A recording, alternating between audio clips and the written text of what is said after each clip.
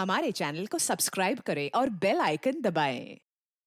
हाय, मैं हूं शिवाजी साटम और आप मुझे एसीपी प्रद्युमन के नाम से जानते हैं। For more episodes of CID, subscribe to Liv Crime and hit the bell icon. कितना मारोगे मुझे?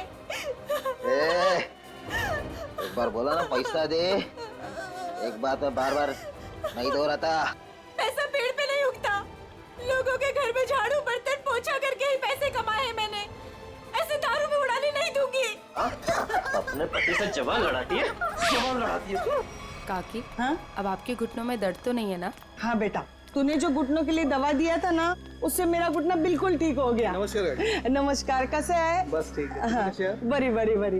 ये नीता जी है, नमस्कार। ये नमस्ते। इस चौल में रहते हैं। हाँ, आइए। हमारे चावल के लोग ना बहुत अच्छे हैं, बहुत सपोर्ट करते हैं एक दूसरे को। हाँ, अपने पति से जवान लड़ाती है, जवान लड़ाती है। ये सुनील और रेखा का फिर से किचकिच शुरू हो गया लगता है।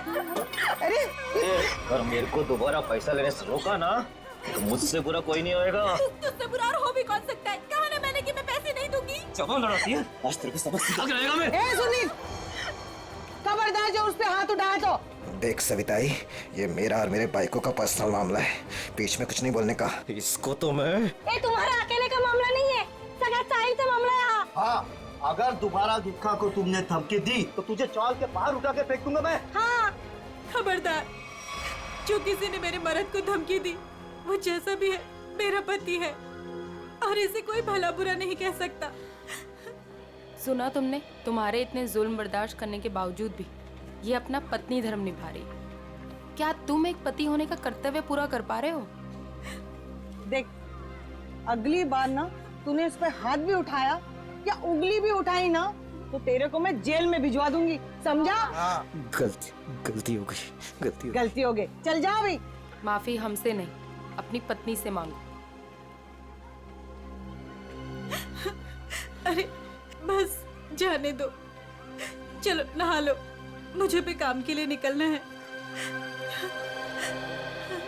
चलिए, अच्छा है, सुनील को अकल आ गई आज। सुनील को तो सबक मिल गया, लेकिन इन दोनों का झगड़ा देखकर ना मेरे को मेरे पुराने दिन याद आ गए। आपके पति भी?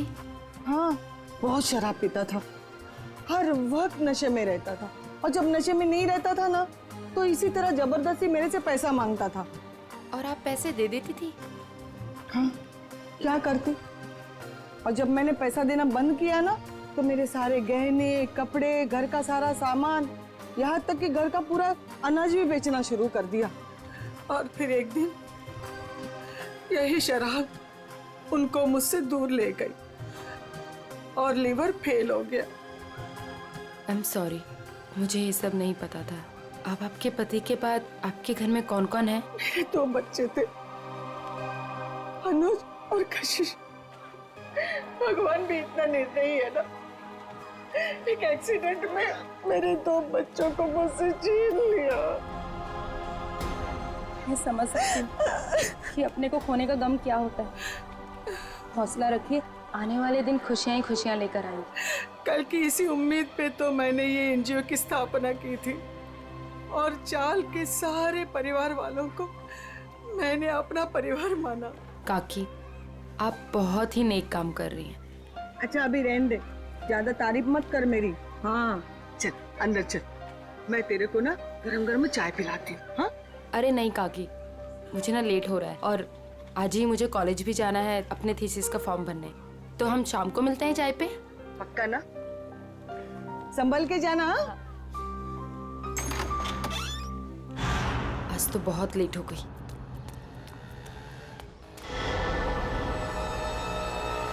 ये तो वही लड़का है, आज तो इस रोमियो को सबक सिखा कर आऊंगी। हेलो, ओए मिस्टर, हेलो, रुक, कब से मेरा पीछा कर रहा है? रुक, भागता कहाँ है? रुक। भाग गया, पता नहीं कहाँ कहाँ से आ जाते हैं। पर सविताई, मुन्नी को स्कूल भेजकर क्या फायदा? बाद में उसे शादी करके चूल्हा चौका तो संभालना है। यही तो गलत मानसिकता है उर्मिला। शिक्षा ग्रहण करने के लिए जितना अधिकार लड़कों का है ना, उतना ही लड़कियों का भी है। आज हमारे देश में ज्यादातर परिवारों में महिलाएं उतना ही आर्थिक सहयोग देती है जितना कि पुरुष।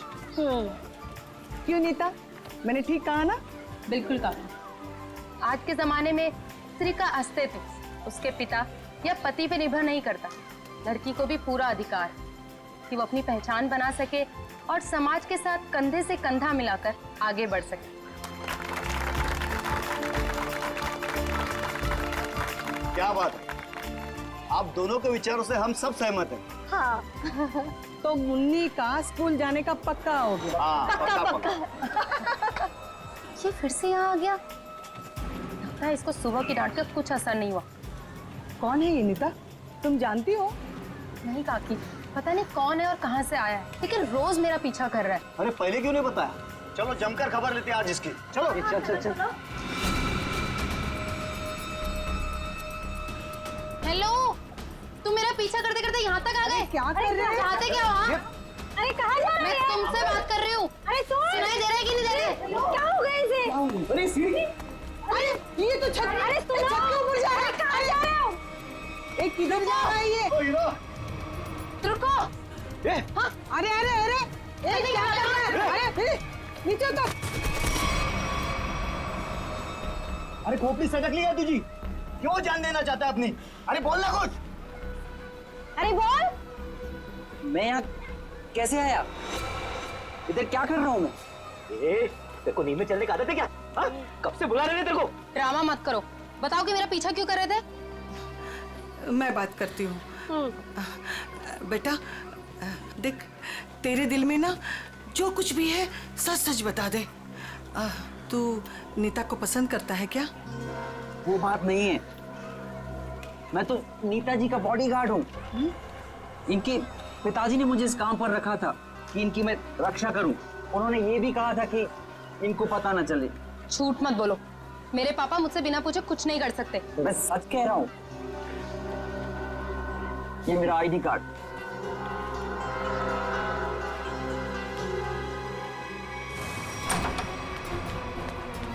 अरे नीता बिटिया, अरे अभी हम तुम्हारे बारे में ही बात कर रहे थे। नमस्ते अंकल। नमस्ते बेटा।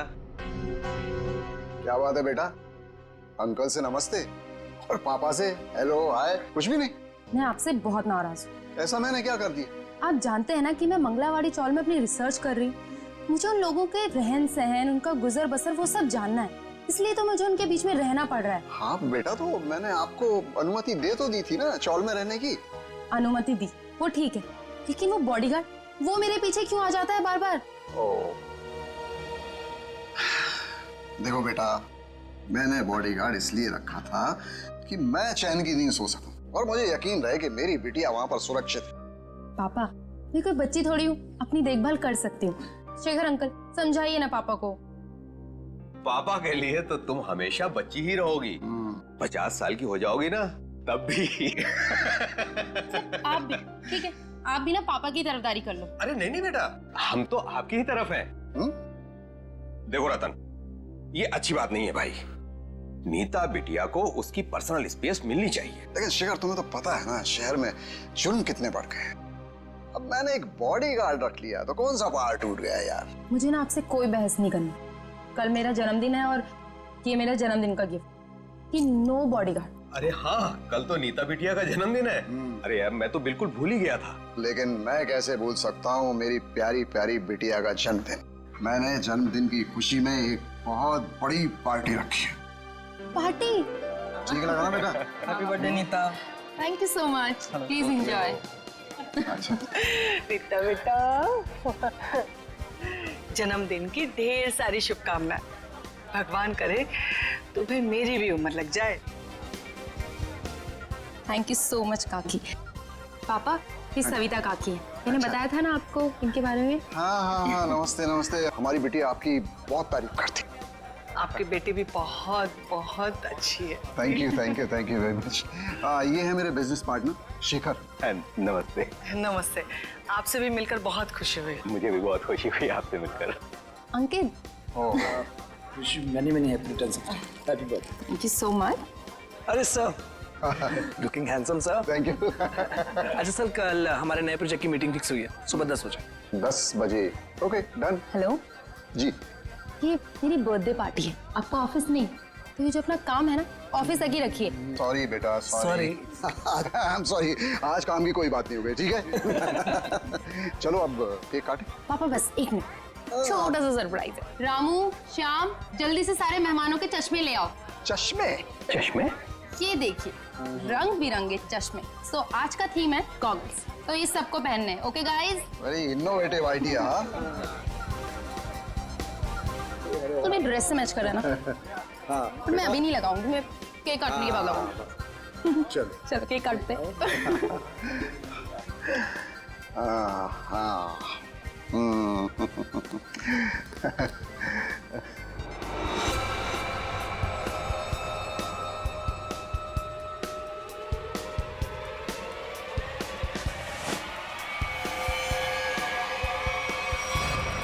गन?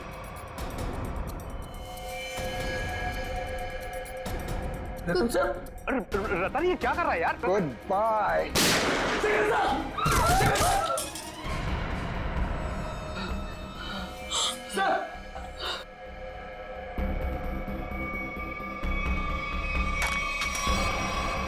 पापा, पापा, पापा, ये तो बेहोश हो गए। ये अच्छा है, गोली मार के बेहोशी की एक्टिंग कर रहे हैं। अरे कोई एम्बुलेंस बुलाओ, शेखर जी को गोली लगी है।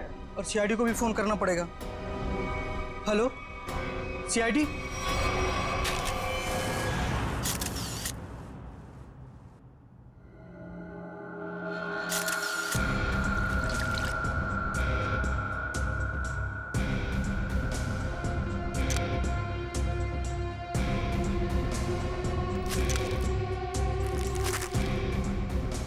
गोली सीधे सीने पे मारी गई है।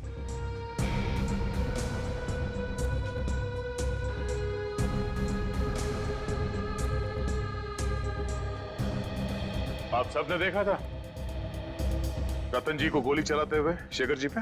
हाँ सर, हम तो हक्के बक्के रह गए ये देख के। इतनी अच्छी पार्टी चल रही थी, सब कितना एंजॉय कर रहे थे।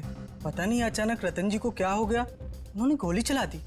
जरूर मेरे पापा के खिलाफ किसी ने साजिश की, ऐसा कर ही नहीं सकते। रतन जी। सर। रतन जी को होश आ गया। उठाओ इन्हें। ये उठिए, चलिए उठिए। शेखर को क्या हो गया? सर क्यों भारी हो रहा है? पहले खून कर दिया इनका, अभी सर दर्द का बहाना कर रहे हो? हाँ, ये नाटक बंद करो, हटाओ।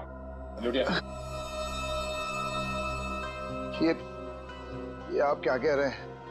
मैंने किसी का खून नहीं किया। नीता बेटा, क्या कह रहे हैं ये लोग? मेरी समझ में नहीं आ रहा है बेटा।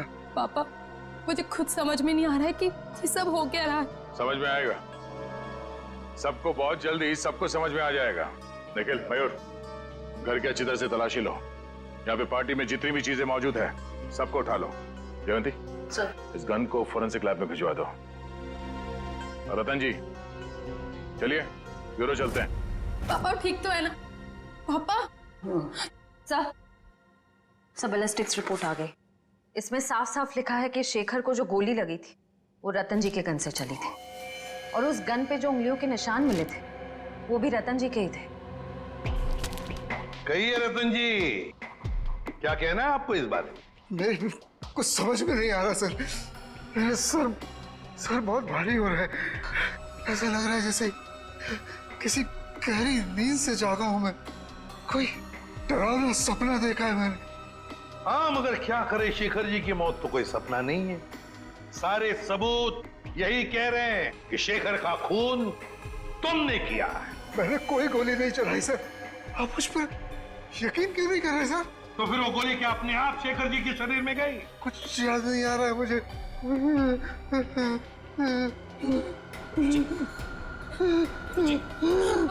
जी,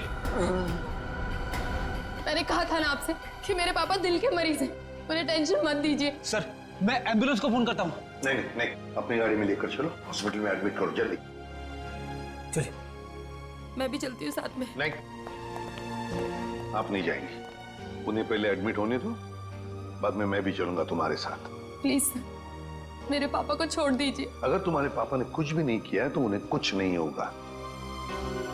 अच्छा, एक बात बताओ, रतन जी का कोई झगड़ा वगड़ा था पहले से शेखर जी के साथ, या फिर कल पार्टी में कोई झगड़ा वगड़ा हुआ था? नहीं सर, वो तो पार्टी में बहुत एंजॉय कर रहे थे। अच्छा, क्या तुम्हारे पापा के बर्ताव में कुछ तुम्हें थोड़ा अजीब सा लगा? कभी आदमी कोई टेंशन में होता है या वैसे कुछ? हाँ सर, कोई झगड़ा तो नहीं हुआ था, लेकिन उनका मूड थोड़ा सा चिड़चिड़ा था और वो शेखर अंकल को कुछ कह भी रहे थे। तुमने काम सही से नहीं किया, वो वापस आ गया। वो वापस आ गया? ये कौन? सर नाम तो नहीं लिया था। अच्छा, ये बातचीत कब हुई थी दोनों के बीच? कल हुई थी, एनजीओ से लौटने के बाद। एनजीओ? कौन सा एनजीओ है ये? मेरी बड़ी बहन सानिया की मौत के बाद पापा ने एक एनजीओ खोला था, जहाँ पे हम गरीब लोगों को रोटी, कपड़ा और रहने के लिए छत देते हैं। कहाँ है ये एनजीओ? नमस्कार साहेब, मी कपिल, यहाँ एनजीओ मॅनेजर आहे। आप ये बताएंगे कि इस एनजीओ में आप कब से काम कर रहे हैं? पहले दिन से, जब रतन जी ने सानिया मैडम की याद में इस एनजीओ की स्थापना की थी। फिर तो आप काफी करीब से जानते होंगे शेखर जी और रतन जी को। हाँ जी, एनजीओ में काम करने वाले सभी लोगों को अपना परिवार का सदस्य मानते थे। हमेशा आकर हमसे हमारे सुख दुख के बारे में पूछते थे और अपने सुख दुख बांटते भी थे। ये तो बहुत अच्छी बात है। फिर तो आप ये भी जानते होंगे कि शेखर जी और रतन जी के बीच में किस बात को लेकर टेंशन चल रही थी? नहीं साहब, ऐसा कहीं ना थे। वो दोनों बिजनेस पार्टनर कम और भाई संबंध ज्यादा थे। भाई समान थे? तो फिर रतन जी ने शेखर जी का खून क्यों कर दिया? जरा दिमाग पे जोर डालिए और सोच के बताइए कि शेखर जी और रतन जी के बीच में कुछ झगड़ा हुआ था या कुछ बहस हुई थी? ऐसा कई साले न होते।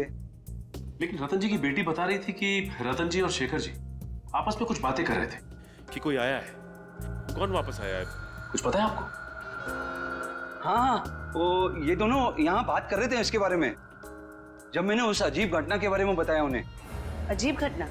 कैसी अजीब घटना? कुछ दिन पहले एक आदमी ने मुझे फोन किया था, कहा शेखर जी और रतन जी ने उसे काम पे रखा है और उसने अपना अपॉइंटमेंट लेटर मेल किया कंपनी के लेटर हेड पे, प्लीज चेक कर लीजिए। दूसरे दिन से वो काम पे आने लगा और सब फाइलें वगैरह चेक करने लगा। कौन सी फाइलें चेक कर रहा था? सारी फाइलें, टैक्स की फाइलें, अकाउंट्स की फाइलें, और हाँ, रतन जी और शेखर जी के जिंदगी के बारे में काफी सवाल पूछे।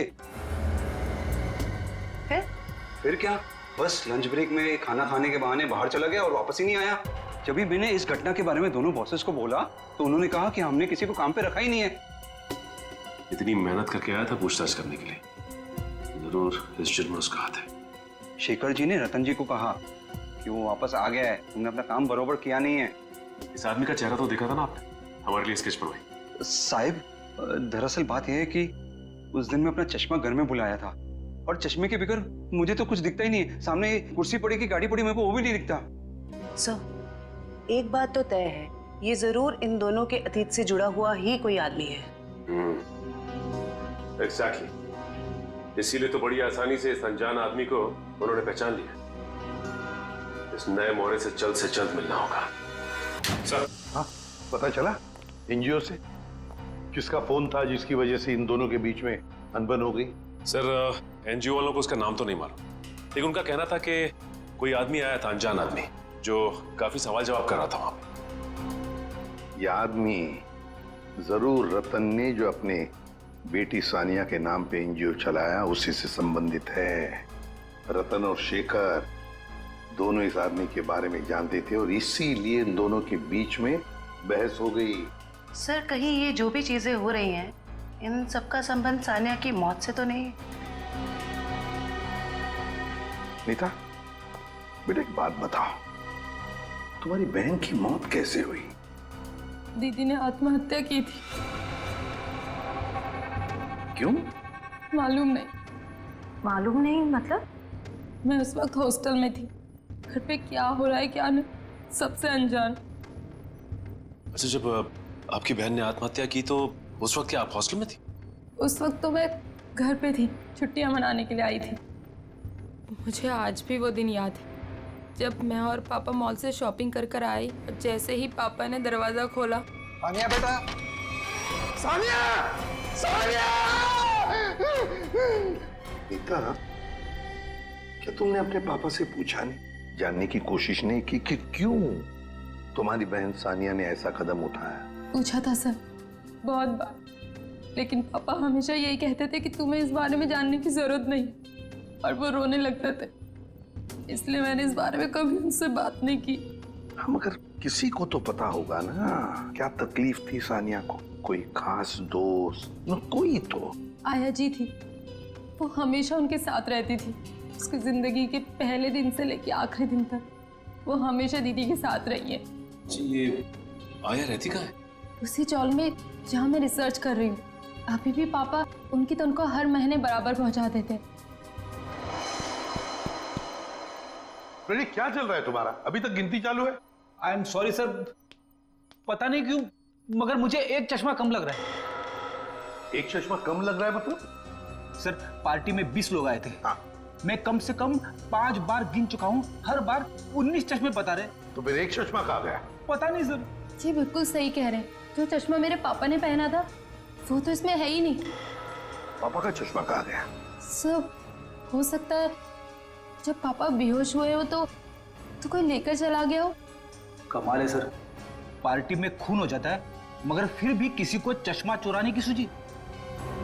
एक बात और सर, बिल्कुल उसी तरह का चश्मा मेरे बॉडीगार्ड ने भी पहना था जब वो चौल की छत से कूदकर खुदकुशी करने वाला था। एक मिनट, तुम्हें कैसे पता चला कि वो वही चश्मा था जो तुम्हारे पापा ने पहना था? क्योंकि मैंने उसे पहले भी देखा है, वो कभी चश्मा नहीं पहनता, लेकिन उसने चौल की छत से जब वो कूद रहा था तो उसने उसी तरह का चश्मा पहना था। वो चश्मा ही मनूस है। सर इस चश्मे का खून के साथ क्या कनेक्शन हो सकता है? सचिन, कोई ना कोई कनेक्शन तो जरूर है। कुछ ना कुछ तो गड़बड़ है, कुछ ना कुछ तो गड़बड़ है इस चश्मे को लेकर। क्या नीता, क्या हमारे लिए तुम्हारे पिताजी के गॉगल का जो डिजाइन है वो बनवा सकती हो हमारे स्केच आर्टिस्ट से? जरूर सर। उन दोनों को कनेक्ट कर दो।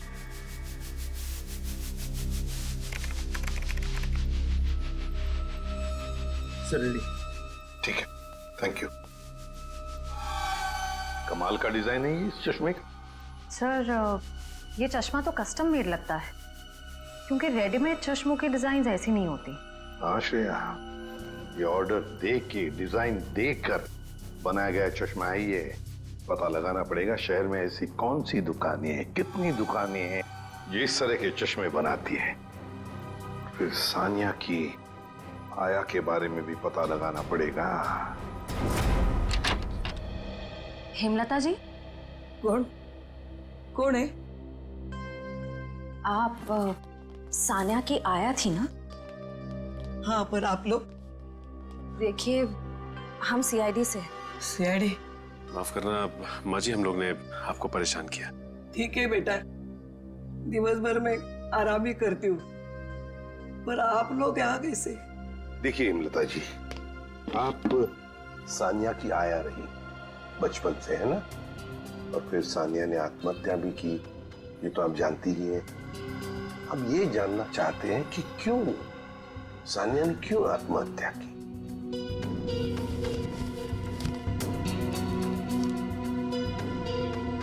बहुत दिनों बाद इन बूढ़ी आंखों को आप लोगों ने नम कर दिया।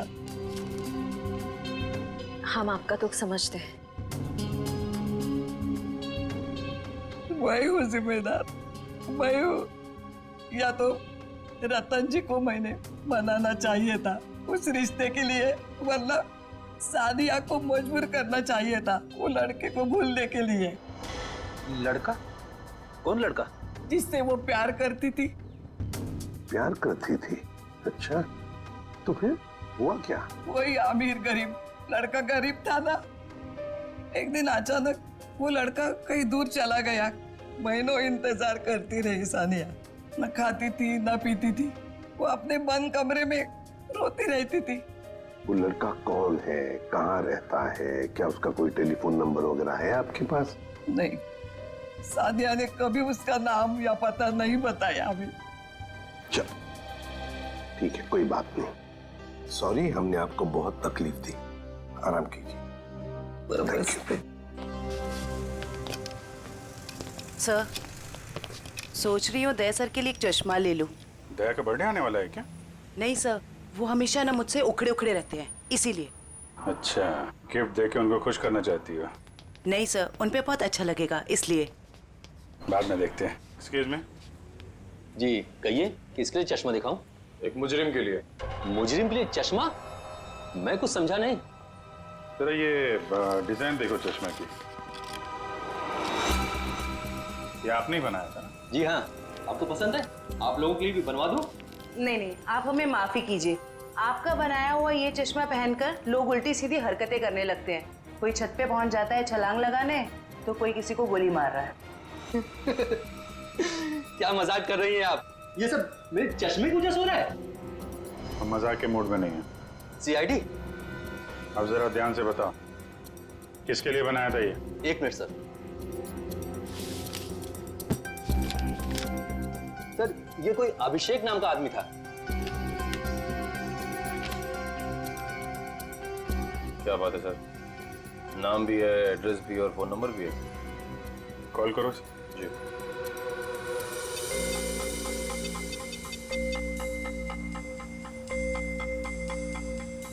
सर नंबर गलत है। गलत? लगता है एड्रेस भी गलत है। दिल दरिया कॉलोनी। दिल दरिया कॉलोनी कभी सुना है आपने? कहीं कहाँ पे है मुंबई में? सॉरी सर, मैंने एड्रेस ठीक से देखा नहीं था। आंखों का बिजनेस करते हो तुम? आदमी को तो देखा होगा ठीक से। दरअसल सर मैं उस वक्त दुकान पर नहीं था। मेरा कारीगर जगनलाल था, उसने ही अभिषेक को देखा था। बुलाइए जरा ये जगनलाल जी को। जगनलाल जी साहब, ये लोग सीआईडी से हैं। जरा इन्हें बताओ, ये खास डिजाइन वाला चश्मा किसने बनवाया था? साहब वो बड़ा ही अजीब आदमी था। बड़ी सी टोपी पहन कर रखी थी, आंखों पर काला चश्मा लगाया था और ना जाने कितने दिनों से उसने दाढ़ी नहीं की थी। काफी लंबी दाढ़ी थी उसकी। ओह, नाम और एड्रेस की तरह हुलिया भी नकली।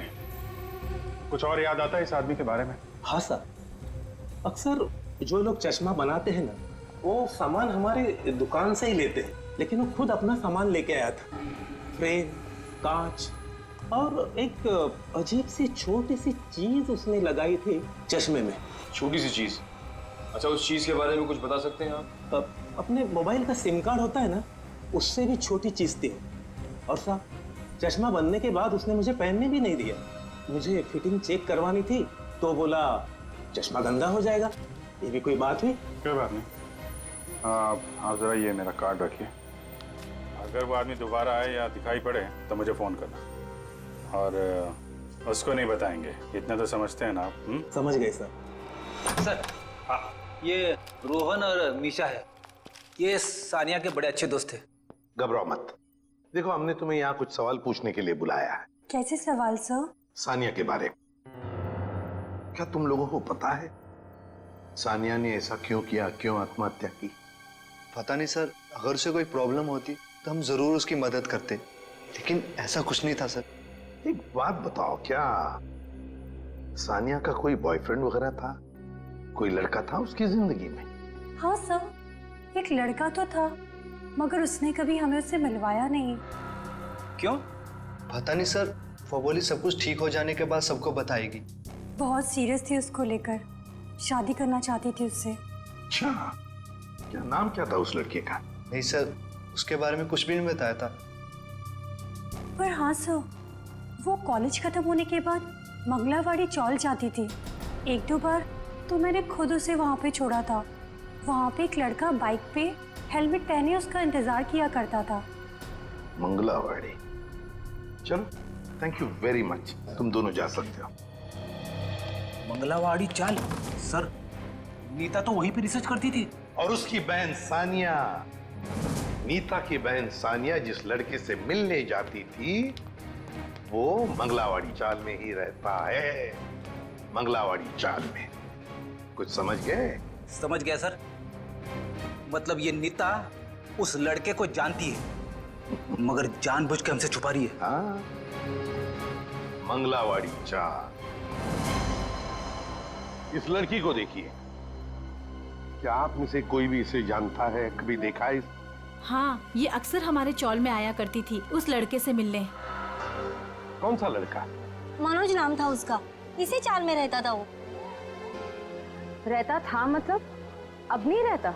वो दरअसल कुछ साल पहले उसे सजा हो गई थी। अब तक तो सजा पूरी भी हो गई होगी, पर वो वापस लौटा नहीं। क्या क्या किया था उसने? सर पक्के से तो पता नहीं, पुलिस कह रही थी चोरी चकारी का इल्जाम है उस पर। मनोज, चल, thank you very much.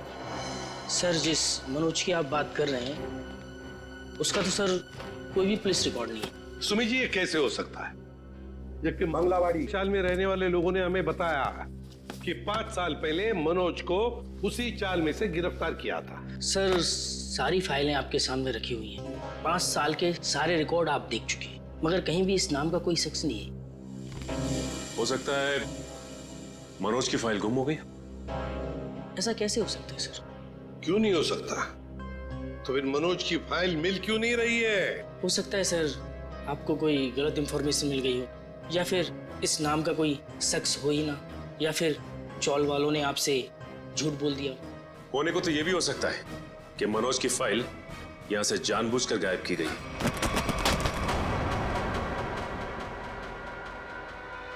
Ravi ji, क्या हुआ?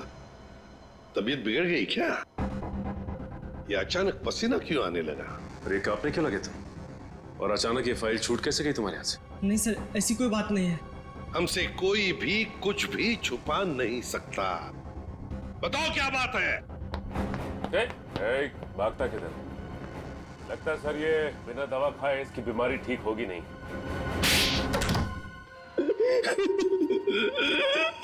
सर मुझे माफ कर दीजिए, मेरे पैसों के कारण मैंने उसकी फाइल जला दी। शर्म आनी चाहिए तुम्हें।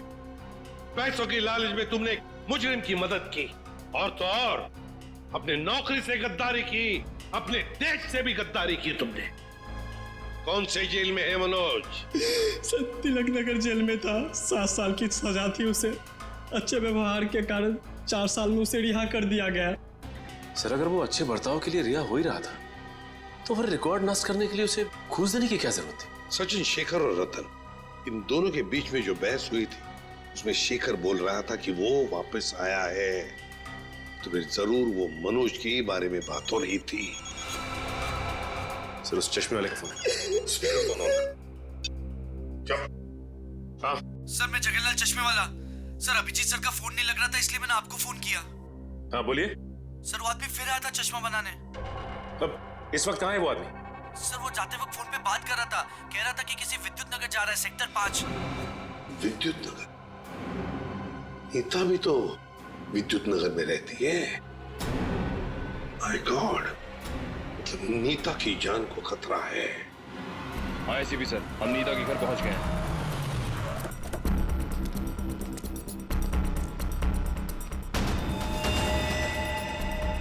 ओह नो, ये नीता छत पे क्या कर रही है? इसे रोकना होगा। नीता!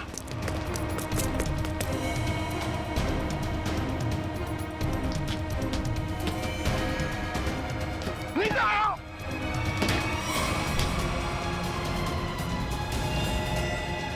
तो हटो।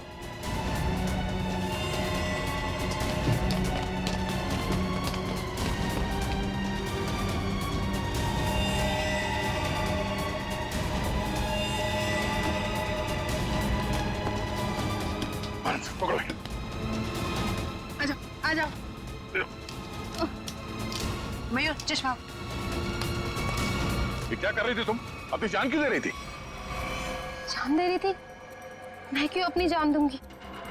तुम छत पे क्या करने आई थी? छत पे? मैं छत पे क्या कर रही हूँ? मुझे कुछ याद नहीं आ रहा। मैंने वो चश्मा पहना था और पता नहीं मेरा सर दर्द हो रहा है। सर इस केस में ये क्या हो रहा है? लोग अचानक खुदकुशी करने चले आते हैं। सारे हादसों में एक चीज कॉमन है, ये चश्मा। ये चश्मा पहनने से पहले क्या हुआ था वो तो याद है ना तुम्हें? हाँ सर। नीता, मुझे पता है तुम पर क्या बीत रही होगी, लेकिन तुम चिंता मत करो, सब ठीक हो जाएगा। काकी, ये क्या है? ऐसी हालत में मुझे ये गिफ्ट तुम्हें देते हुए बहुत अजीब लग रहा। गिफ्ट? हाँ, तुम्हारा बर्थडे था ना, तो हमारे चौल के बच्चों ने अपने हाथों से बड़े प्यार से तुम्हारे लिए गिफ्ट बनाया।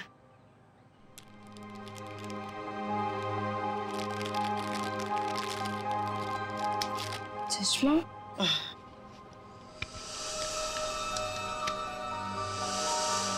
ये सविता जी कौन? सविता जी मंगलवाड़ी चौल में रहती हैं। बड़ी नेक औरत है।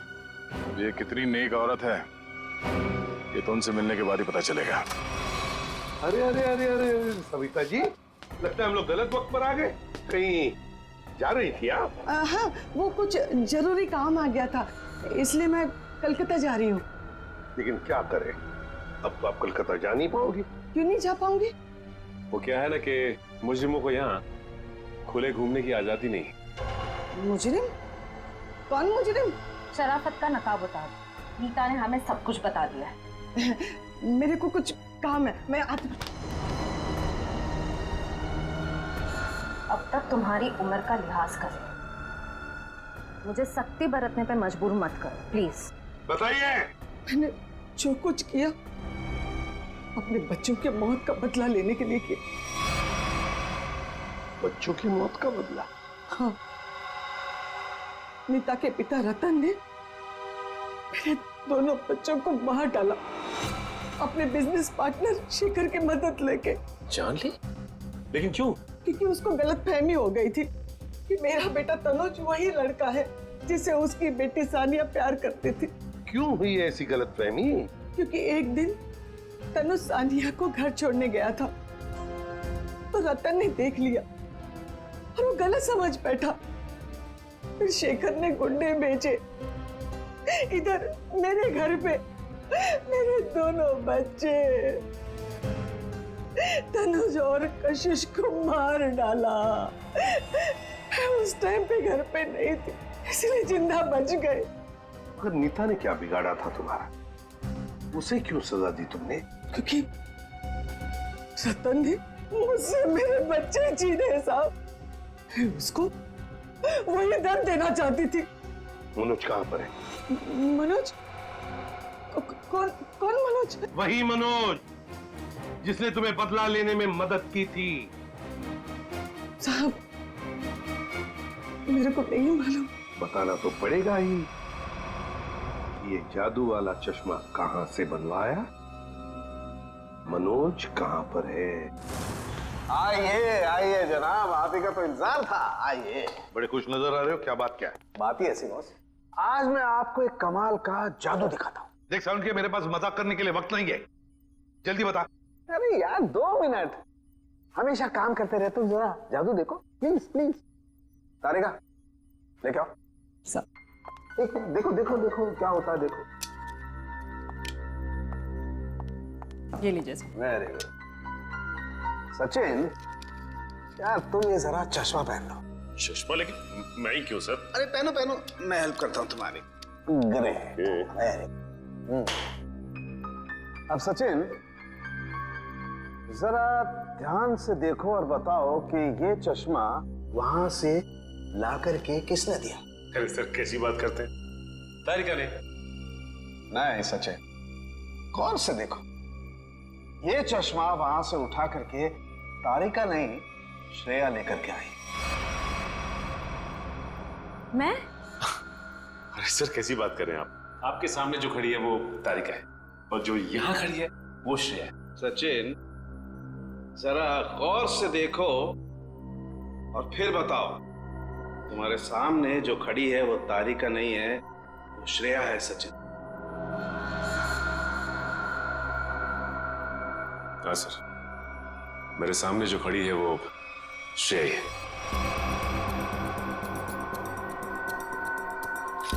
सचिन ये मेरी गन लो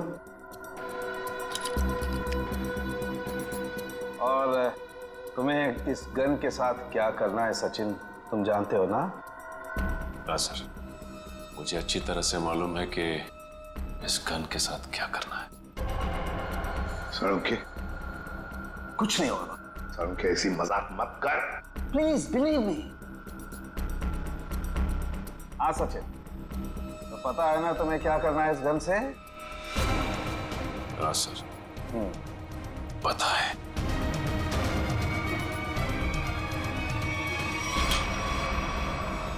लाओ सचिन, ये गन मुझे दे दो। अब ये चश्मा भी तुम्हारा उतार देना है। बैठ जा। हो क्या रहा है? सर भारी और सचिन, अभी अभी आपने मुझे मारने की कोशिश की, मुझ पर गोली भी चलाई। वो तो गन खाली थी इसलिए। ये तुम क्या कह रही हो? मैं तुम्हें मारने की कोशिश क्यों करूंगा? मैं तुम्हें गोली क्यों चलाऊंगा? रिलैक्स, मैं बताता। बस ये बहुत ही स्पेशल चश्मा है। इस चश्मे में एक डिवाइस लगी हुई, एक ऐसा यंत्र जिसकी वजह से जो इंसान इस चश्मे को पहनता है वो सम्मोहित हो जाएगा, hypnotize। और ये नैनो डिवाइस है जो वॉइस रिकॉर्ड करता रहता है। तो जिस इंसान ने चश्मा पहना है उससे ये बताता रहता है कि उसे एग्जैक्टली करना क्या है। आपने जो मुझ पर गोली चलाई वो भी इसी डिवाइस की वजह से। इसलिए वो आवाज आ रही थी। लेकिन ये आवाज हमें सुनाई क्यों नहीं दी? वो इसलिए क्योंकि वो आवाज बहुत ही ज्यादा धीमी है। बॉस, वो आवाज इतनी कम है कि बाजू में खड़ा इंसान भी वो आवाज सुन नहीं सकता है। और जैसे ही ये चश्मा उतारा जाता है, आदमी भूल जाता है कि उसने जब वो चश्मा पहना था क्या किया था उस वक्त। एग्जैक्टली। और इसीलिए रतन जी को ये याद नहीं था कि इन्होंने शेखर पे गोली चलाई। और उस बॉडीगार्ड को भी इसीलिए पता नहीं चला कि वो कब छत पर गया और कब छलांग लगाई। ये सारा उस मनोज का किया हुआ कर्म है। अब वो वक्त आ गया है जो मैंने अपनी पूरी जिंदगी में किया। वो सारे कर्मों का हिसाब होगा। अफसोस, पाप का घड़ा पुण्य से भी भारी है, लेकिन मेरी जैसी औरत का जीने का कोई अधिकार नहीं है, कोई अधिकार नहीं है।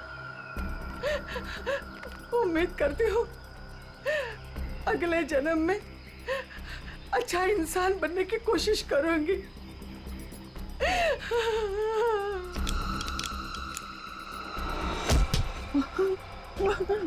ये क्या कर रही है?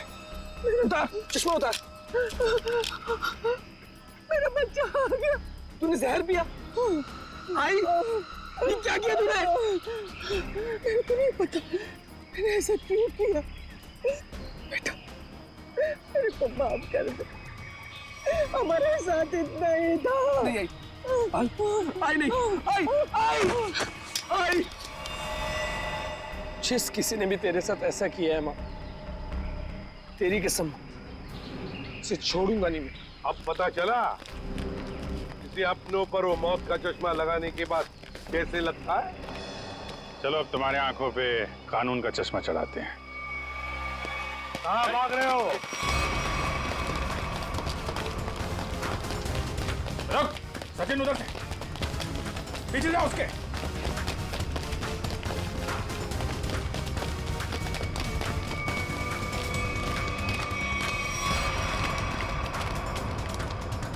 Wish you many happy returns of the day.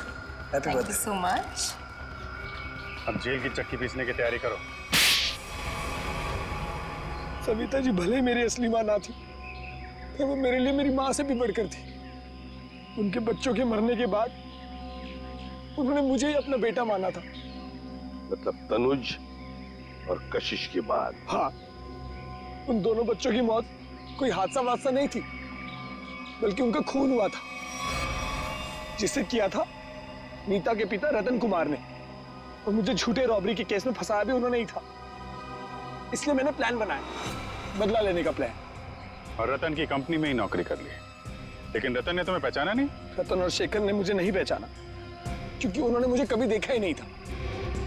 और इसी बात का मैंने फायदा उठाया, और जेल से छूटने के बाद ना ही मैंने सविता माँ के बच्चों का बदला लिया, बल्कि अपनी सान्या, जिसे मैं इतना प्यार करता था, उसकी भी मौत का मैंने बदला लिया। हमारे पास चले आते, हम तुम्हें न्याय दिलाते। कानून पर से तो विश्वास ही उठ गया था मेरा, इसलिए मैंने खुद ही न्याय करने की सोची। नीता से दोस्ती की, फिर उसे मार दिया। सान्या से प्यार करते थे तुम, इसे प्यार कहते हो?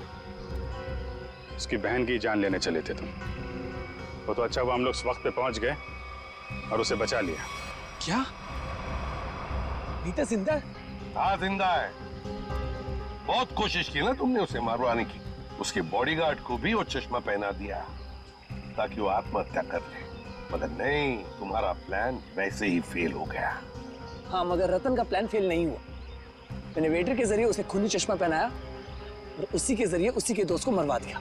और फिर हमारे आने से पहले वो चश्मा तुमने गायब कर दिया। तो फिर वो चश्मा सविता के जरिए तुमने नीता तक पहुंचा दिया।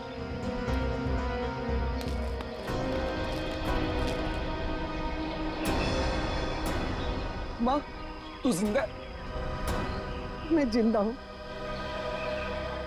मेरे को माफ कर दो मनोज बेटा, ये सब कुछ मुझे सीआईडी को बताना पड़ा।